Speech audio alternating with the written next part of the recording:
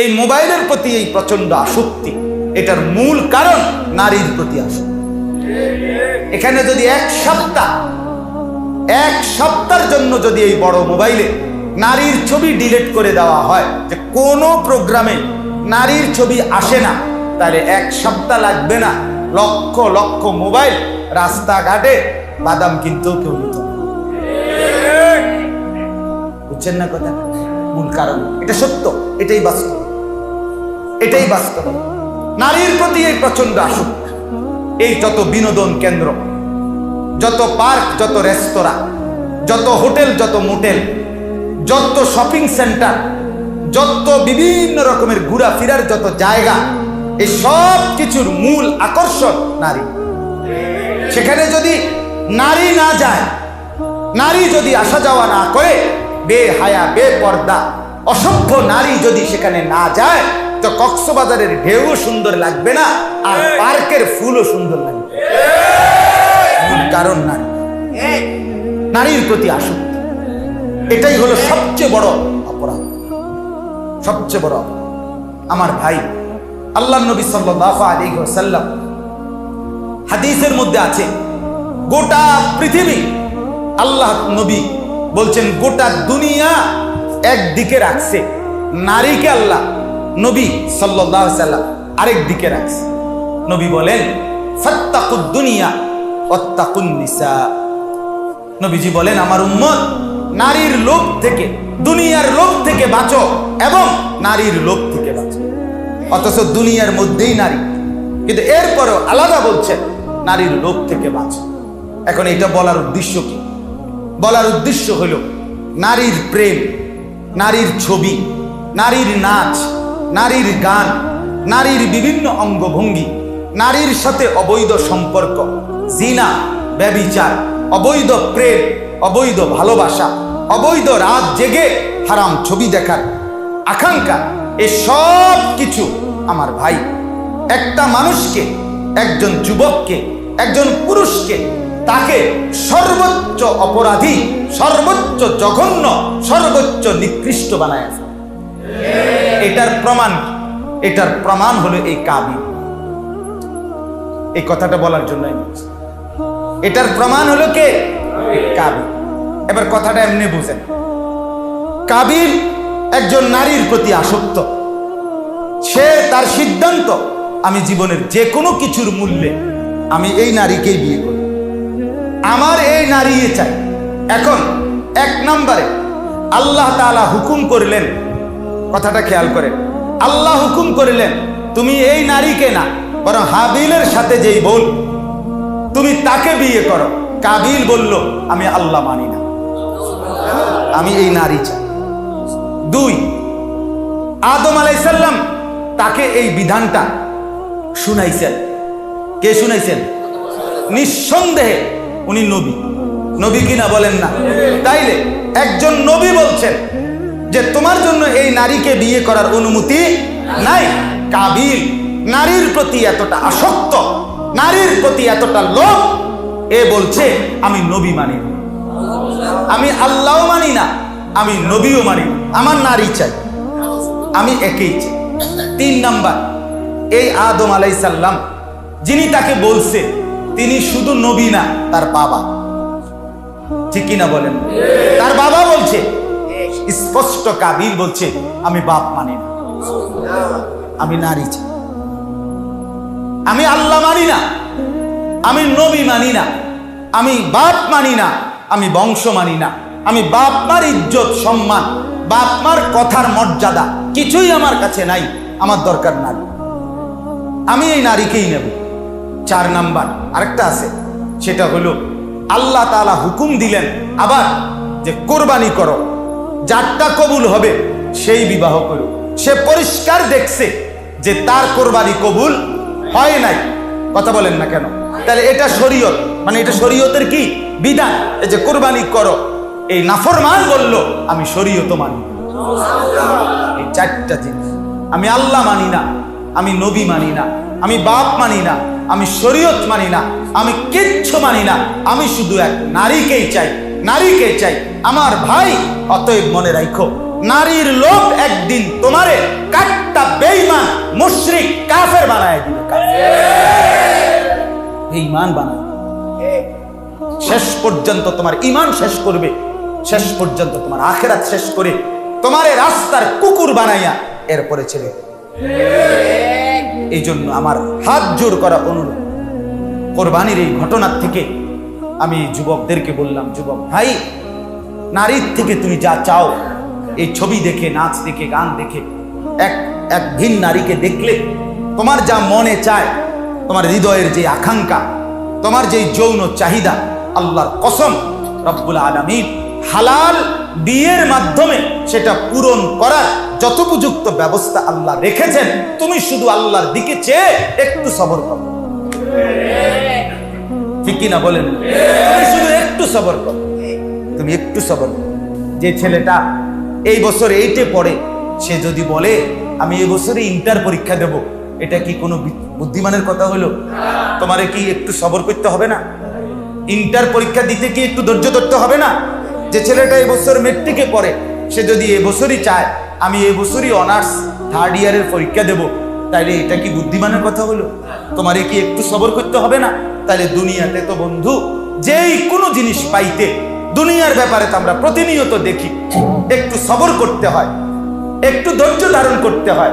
তাইলে এই বিবাহ, এই নারী, এই আকাঙ্ক্ষার বস্তু, আমরা এটা হারাম বলি না, আকাঙ্ক্ষিত প্রিয় বস্তু, এটা এক নারী আকাঙ্ক্ষিত বস্তু, এটা ঠিক আছে, এটা আল্লাহই বলছেন যুয়্যিনা লিন-নাসি হুব্বুশ শাহাওয়াতি মিনান নিসা, নারীর প্রতি আকর্ষণ পুরুষের জন্য, মানুষের জন্য আমি দিয়েছি।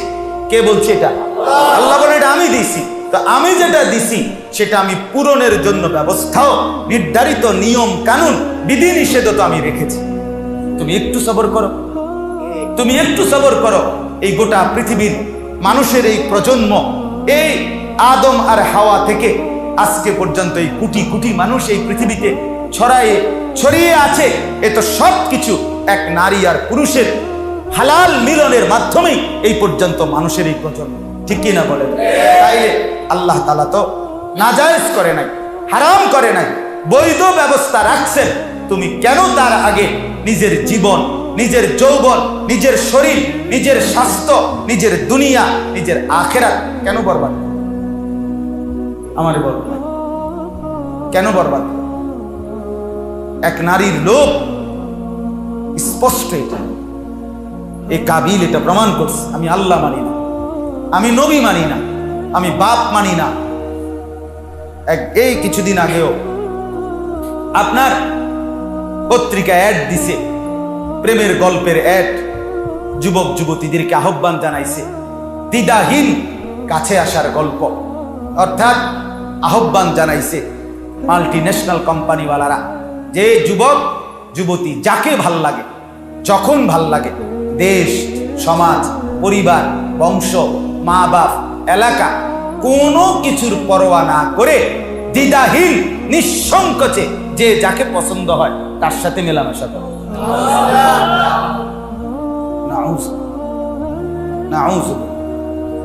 আমার ভাই, এভাবে একটা সময় এই সমাজ কুকুর আর বিড়ালে ভরে যাবে, জন্তু আর জানোয়ারে ভরে যাবে, আর মানুষ থাকবে, আর মানুষ থাকবে।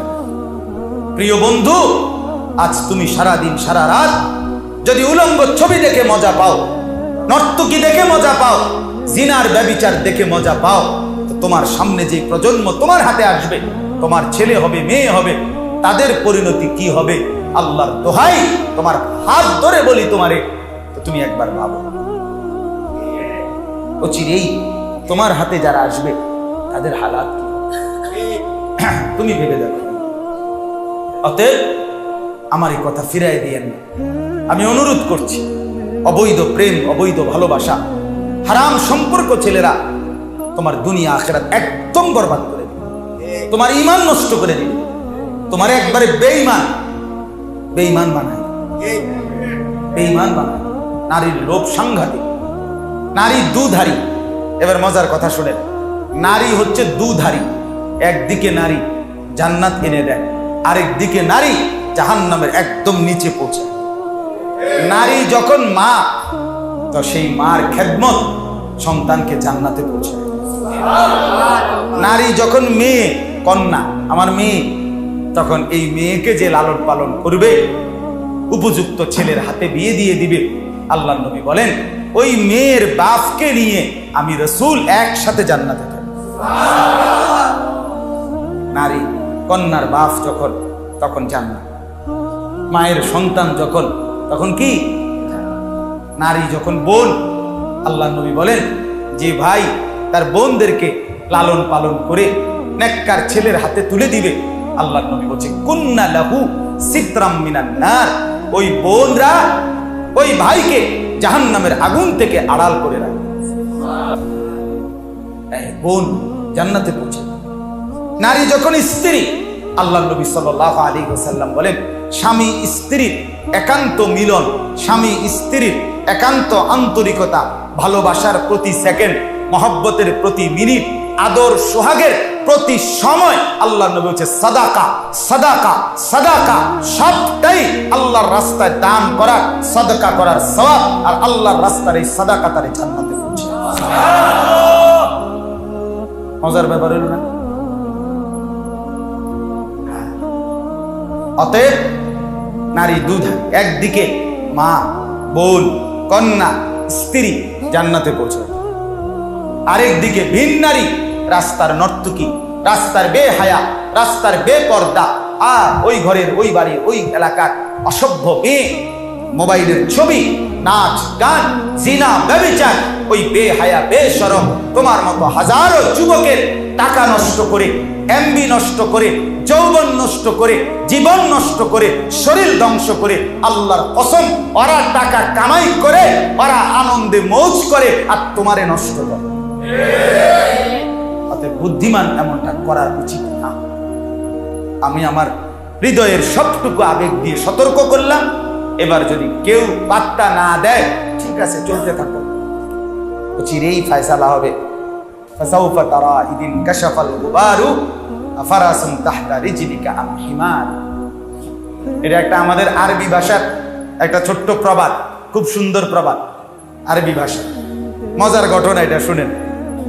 মানে এক জায়গায় যুদ্ধ চলতেছে, তো যুদ্ধের মনে করেন এই পাশে শত্রু বাহিনীর সাথে দোনো পক্ষের তুমুল যুদ্ধ চলতেছে, এদিকে মুখোমুখি ঘোড়া তলোয়ারের লড়াই। লোকেরা হঠাৎ করে দেখলো যে ওই কোনার আলগা জায়গায় একখান দিয়া খুব বালু উঠতে আছে, বালু আর বালু। সবাই বলতেছে আরে সুবহানাল্লাহ, কারবার তো হেনে না। মানে মেন মারামারিটা তো হইতেছে কোথায়? ওইখান দিয়ে মনে হলে এইভাবে বালু উড়েকা। সবাই ভাবছে যুদ্ধের মেন তুমুল যুদ্ধ হইতেছে ওইখানে। একটু পরে যখন বালু সরে গেছে, বালু যখন সরে গেছে, সবাই দেখে একটা গাধার পিঠে বইয়া ইচ্ছা কইরা এই গাধার ফাও দিয়া বালুডি উড়াইতেছে। যুদ্ধ নাই, যুদ্ধের নাম গন্ধ। তো বলতেছে ফাসাউফা তারা ইদিন কাশাফাল গুবারু আফারাসুন তাহতা রিজলিকা আম হিমার। অচিরেই তুমি, বালু যখন সরে যাবে, তখন তুমি দেখবে তোমার পায়ের নিচে কি ঘোড়া নাকি গাধা। দোস্ত, সর্বোচ্চ 37, সর্বোচ্চ 40 যখন বয়স হয়ে যাবে, তখন তুমি দেখবা তোমার পায়ের নিচে যৌবনের মাতলামি নাকি বৃদ্ধের হাত ছাড়ি। দেখবা রঙের গুড্ডি আর ওরেও না, নাড়াইতে আর সুতাও নাই, নাটাইতে আর কি নাই, আর গুড্ডি উড়ে না, আর গুড্ডি এই দেখতে দেখতে দেখতে দেখতে অল্প ঠিক আমার বয়স যখন 41 শুরু হয়েছে, আমার কোমরে প্রচন্ড ব্যথা, পিঠে, আমার চোখে আমি ছোট অক্ষর কম দেখি। আমি গত 2 বছর আগেও, আমার যারা দেখছে, আমার চোখে চশমা ছিল কোনোদিন? ছিল না, খালি ছিল। আমি সর্বোচ্চ এই 1 বছর হয় চশমা পরি। আমি প্রথম কোমরের ডাক্তার দেখাইছি, আরে উনি আমার প্রথম প্রশ্ন এটা করছে, হুজুর বয়স কত? আমি বললাম স্যার 41 শুরু হয়েছে, 40 শেষ হয়ে। তো দারুণ কথা বলছেন উনি আমার, হুজুর এখন থেকে মৃত্যু পর্যন্ত বাকিটা হায়াত অসুখ বিসুখ রোগ ব্যারাম নিয়েই কাটাইতে হবে, এর জন্য রেডি হয়ে যাবে। রঙের বুদ্ধি শেষ। আমার মনে আছে আমি এরকম বয়ান সাইরা গরম সিজনে বয়ান থেকে বের হয়ে আস্তা 7 বোতল 1 লিটার কোক 1 লিটার বোতল খাইতে পারতাম, ঠান্ডা একবার ফ্রিজের বোতল পুরাটা খাইতাম, টকটক এরম ছিল। কথা বুঝছেন? আজ আমি এই গরমকালেও ঠান্ডা কোনো জিনিস খাই, এতটা প্রচন্ড গরমের মধ্যেও ঠান্ডা খাই। কত আমার বয়স? 78 না? আমি 1981-তে জন্ম। তাইলে প্রিয় বন্ধু আমার, বাপ আমার, এই জন্য আমি ভাবি আমি আমার যৌবনের সাক্ষী, আমি আমার জিন্দিগির সাক্ষী, আমি আমার জীবনের সাক্ষী। 41 শেষ হয়েছে, 42 শুরু হয়েছে। অতএব আমি এখন প্রতিনিয়ত দুর্বলতা অনুভব করি, প্রতিনিয়ত ভাবি কোমরে ব্যথা, পিঠে ব্যথা, শরীরের মধ্যে আগের সেই শক্তি এনার্জি পাই। এজন্য আমার বাপ কোনোভাবে এই যৌবনটাই সুন্দর জীবনটা হারাম, জিনা, ব্যভিচার, মদ, জুয়া, নারীর ছবি, উলঙ্গ দৃশ্য দেখে আল্লাহর দোহাই এক বন্ধু আল্লাহর ঘরে বললাম জীবন নষ্ট করো। বলো ইনশাআল্লাহ। বলো না ছেলেরা, বলো ভাই ইনশাআল্লাহ।